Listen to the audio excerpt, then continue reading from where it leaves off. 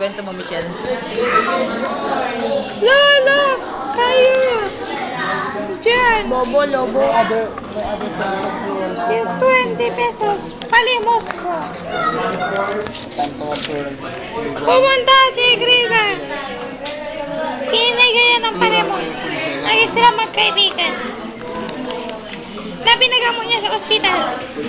Eh, may sakit dulo na yung papatay lang. Papatay mo lang. Emergency room. Uoperahan ng kanyang mo. Ay, ayun, binibigyan niya ng pagkain. Okay, Ay, nagdi-date. Ayun na. 4, Ayun na. 3, Ayun na. 2, Ayun na. 1. Kasi sa isang organisasyon, si Jonel ang isa sa mga ito. Ngunit ang pag-isip-isip niya sa mga gawain ng organisasyon na iyon, ayaw na niyang sumama rito. Pili siyang tumitiwalag sa mga masasamang gawain tulad ng pagnanakaw at pagpatay. Dulot noon, siya'y tumiwalag, siya'y pinaling, at ngayon, siya ay nag-iisa na lamang sa kanyang pagtitiwala.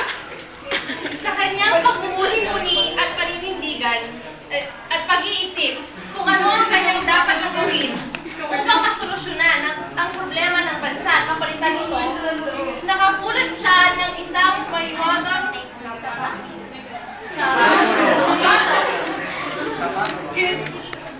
Excuse me, ito, lumabas ang isang genie.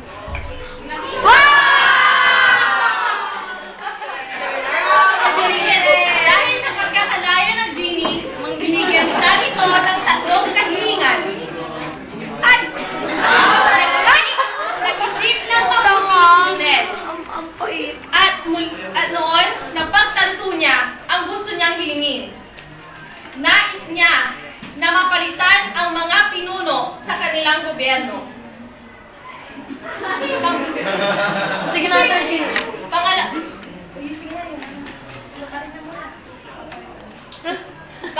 Ang pangalawa naman ay mapalitan ang uri ng pamumuhay ng mga tao at mapalitan ang isipan ng mga ito tungo sa tamang mga gawain.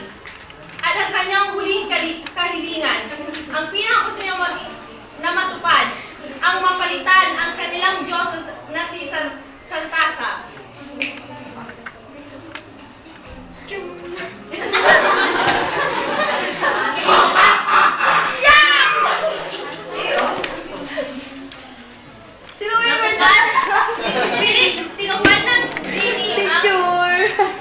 Tinupad ng genie ang kanyang kahilingan na mapalitan si Santasa. Siya ay napalitan ng isang Diyos na pinaniwalaan ng lahat ng tao na siya magdudulot ng kabutihan at kapayapaan sa kanilang mundo.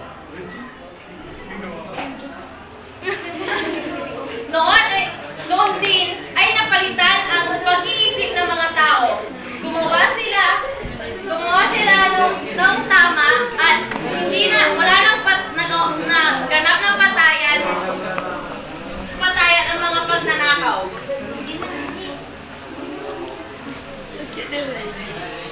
Uy, harap dito. Ano ba?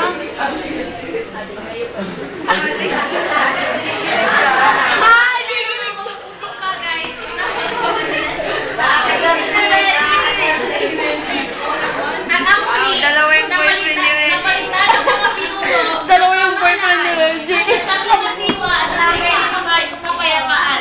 Michelle, dalawa ang boyfriend ni Reggie. Dalawa.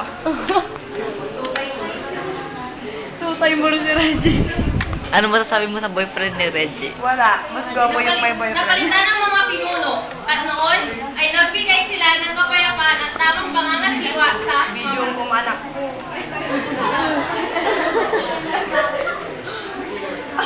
Si Reggie, please. Wala. hiniling. Ang dahilan kung bakit niya ito hiniling, syempre sa kanyang paninindigan na dapat, sa kanyang nag-iisang paninindigan na nagdulot sa kanya ng pag-asa na dapat Julian, wag.